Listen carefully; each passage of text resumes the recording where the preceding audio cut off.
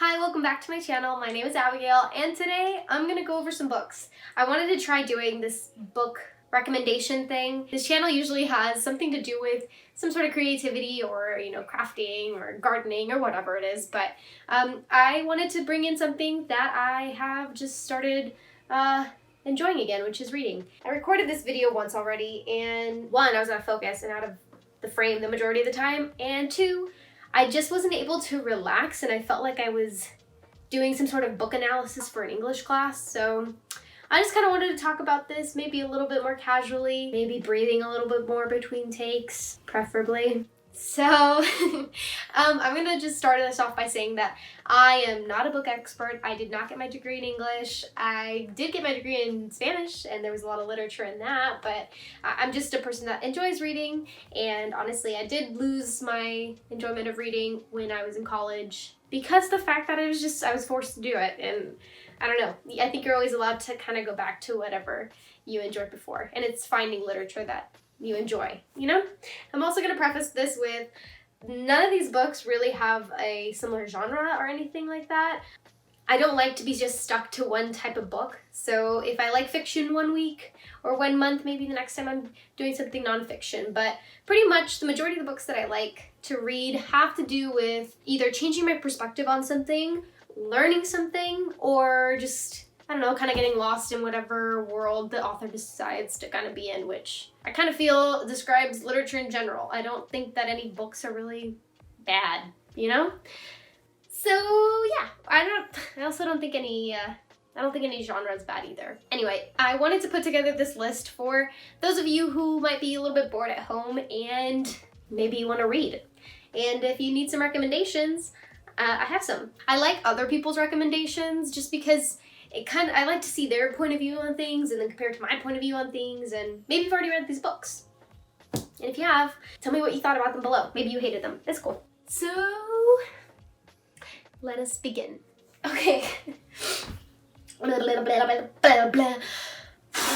breathing. We're breathing, Abigail. We're breathing. There's no one else in this room except for you and the dog. Okay.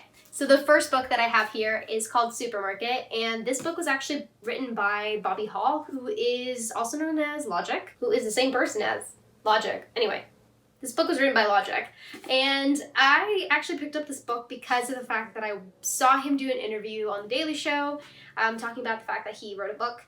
I am a big fan of Logic musically, and I think it's really awesome when artists venture into different types of art, books, drawing, I don't know, so I like to support people, and I read the book. Yeah, that's pretty much that. I read the book, and my thoughts on it were, I was overall really surprised. One, because I didn't know anything about the book before going into it. I kind of knew that it had something to do with a rough, what is the word? I don't know, he connected it to his life, obviously roughly, right? Rough, why do I keep saying rough? Anyway, so I didn't know anything about this book, and when I Googled what this book was about, I was really pleasantly surprised. When I Googled what the book was about after I finished reading the book, it made sense because the book was described as a thriller suspense novel, and I didn't get that when I first started reading the book. So I was really surprised when it ended up becoming a suspense book. I don't know if anybody else does this, but I don't read the back of the books. Not that I don't want to know what the book is about, but sometimes I just like to pick up books, or if somebody recommends it to me, I'll read it, and I like the surprise of going into it. I also kind of enjoy doing that with movies as well. Just, if you don't have any expectations, well then there's a lot more room for surprise, I think it was very entertaining, and it was a good read. It didn't take me too long to finish it. I did start reading this a year ago. I stopped around page 100 just because life, and then during right before quarantine, I gave myself the challenge of reading at least 10 pages a day, and I ended up finishing this in less than a week. If you're a person who enjoys suspense novels, psychological thrillers, I think that this is a really awesome book. The beginning, I will say, you have to, not that you just go through the beginning and you're like, oh, what is this book about? Because yes, it changes quite rapidly, but I think it really gives you a good sense, like a basis, a foundation, whatever the literary words are that I don't have anymore because I graduated from college and I just talk like a normal person now. So it gives you a good base for what the book is in the second half of the novel, because it is split up into 2 different parts. I just support the artist, you know? So, yeah, I think it's a good book to read. 5 stars. I don't have a ranking system or anything like that. This is just, yeah, I think you should read this book. The second book, it's a classic. I'm gonna put this first book down. It's a classic. This is a book that a lot of people recommend. It is The Alchemist by Paulo Coelho. And I read this book for the first time. I read it in Spanish. I didn't read it in English. So reading it in English was a little bit different. Not that the translation was different, you just kind of get a different experience in different languages. Just during the time of quarantine, I think really reflecting on your life or reflecting on why you do things, or it just gives you a lot of time to think, right? And I like books that make me think. And The Alchemist is definitely one of those books. I think everybody will take something a little bit different away from this book. What is it? Books overall, have a shared theme. But people will get something a little bit different out of it, depending on however you connect to whichever character. So I just think that this is an overall good book in general that I like to recommend to people. And read it. It's translated in like a bunch of different languages. So the next book, I read this book when I was in Cuba. And I found it at the airport. And I just wanted to find a book to read to open up my brain. So Sincrodestino by Deepak Chopra. Obviously this book is in my hands. Obviously this book was not written in Spanish. It was translated, it's written in English, but I just I was leaving Mexico, going to Cuba, so it was in Spanish. And I don't mind. Like I said, I got a degree in Spanish. Like, do I have to keep? I got a degree in Spanish, but like I really pride on the fact that I did not read anything in Spanish before I started that degree, and then I became a pretty avid reader in Spanish. Sometimes the books still kind of confuse me, just because, reading in English my entire life, I'm just able to process things a little bit easier, or I am a native Spanish speaker, but just because you're native in it doesn't mean that you understand so much, the nuances of literature, so that was pretentious. Next, okay, no, I didn't even speak about the book. So Sincrodestino, so if you are a Spanish speaker, or, they have this book in English as well. It's just a book that kind of questions destiny. Obviously, Sincrodestino, right? I think it's called, what is the English translation of that? Something destiny, but pretty much talking about the fact that what is destiny, and like it has to do with karma as well. Like, obviously some of this stuff is a little bit foo-foo for me, but I understood, and I like to take books for what they are and try to still learn something from it. So I feel like I did learn quite a bit from this book. And they have like mantra exercises at the end of the book. I don't know if you're into mantra stuff. What I take away from it is it just helps you center yourself, I guess. I don't know the actual power of it, but it just, it allows me to kind of get into meditation a little bit easier. Gives me a purpose for it too. So anyway, Sincrodestino, good book. For those of you who also suffer from anxiety, hi, welcome to the club.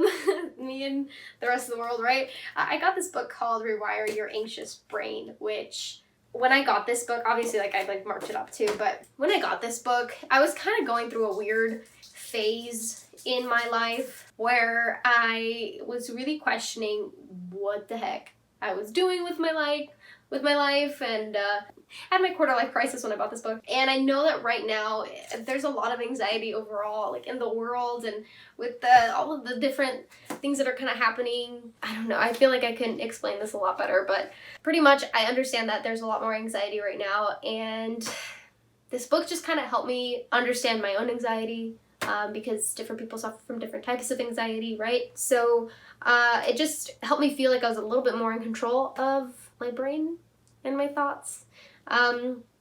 So yeah, I just found out that like the kind of anxiety that I have is kind of triggered by my amygdala, which is like the fight or flight response thing. So yeah, like I can't really talk through my anxiety the way that some people can, like, oh, that's not logical or whatever. Like, no, my brain is more like I just want to like run away and just get away from whatever. And obviously in quarantine you can't really do that, but I found that this book, along with other practices and stuff that I've been doing since then, have really helped reduce my anxiety attacks, my panic attacks, and I just feel like a normal human being, not having to have anxiety. So I do recommend this book. Maybe even if you don't suffer from anxiety, maybe you know somebody who does and you just kind of want to understand or empathize a little bit more with what they're going through. I think reading something like this will help you understand it in a way that kind of breaks it down in a scientific level instead of just like the emotional stuff, because I know that that can be kind of overwhelming for people. If you don't suffer from anxiety the way that some people do, you just kind of look at it and you're like, just don't feel anxious. I don't know what to tell you. So maybe this will help empathize it a little bit more, but good read. Got it on Amazon. Next. What am I reading now? Okay, I feel like that's supposed to be a transition, but I don't really know how to do transitions yet. The next book I have been currently reading in this quarantine.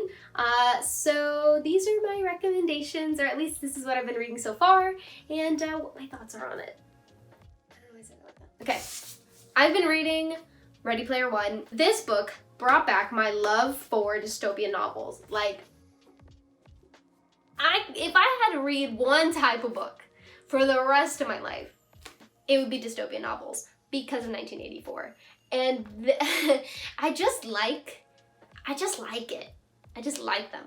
I like them a lot. Wonderful explanations. It kind of just brings me back to the enjoyment that I had reading dystopian novels. And I know that they made a movie on this. I haven't watched it, but I will watch it afterwards and maybe talk about what I liked or what I didn't like. So yeah, I was interested in it because of the fact that I knew that they had a movie on it and I wanted to read more about it. And this is, I mean, I guess if you grew up in the 80s, there'd be a lot of nostalgia for you. I was born in the 90s, so it's kind of, I'm learning with this book. But yeah, it's just like another book, kind of like Supermarket, where I'm reading it for enjoyment, not so much to learn whatever, so I enjoy this book. Okay, so I'm looking back at the footage, and I didn't really explain the thought of why I kind of labeled it as a dystopian novel, and I think that most people kind of talk about it being more of a science fiction novel, but my argument is the world that they live in is the world that this person creates is a society that's kind of like breaking apart, and like this entering the game world is kind of a utopia, but there's plenty of, I mean, in my opinion, there's evidence of it being a utopia, but really utopias are actually dystopias. So that's kind of my take on it, because of the fact that it's so perfect, but yet there's still a disparity when it comes to like income, because the kid is actually like poor, and then in the novel and in this game world, he is limited to what resources he has because of that. So that is my argument as to why it's dystopian, because in this utopia, he's still at a disadvantage because of the fact that he doesn't have a lot of money and people don't take him seriously. So anyway, that's my argument to it, and I don't really think, I mean, take what you want from the book, so you might have different opinions, I don't know, but that's my opinion. The next book. So I run my own business by myself. Sometimes I feel stuck. You know what I mean? Like, I don't know what I'm doing and I don't know what the next step is. I saw that another YouTuber recommended this book and I was interested in reading it. So luckily my boyfriend likes to read these types of books and he had it in his library, so I took it from him. And it's called Crushing It by Gary Vaynerchuck.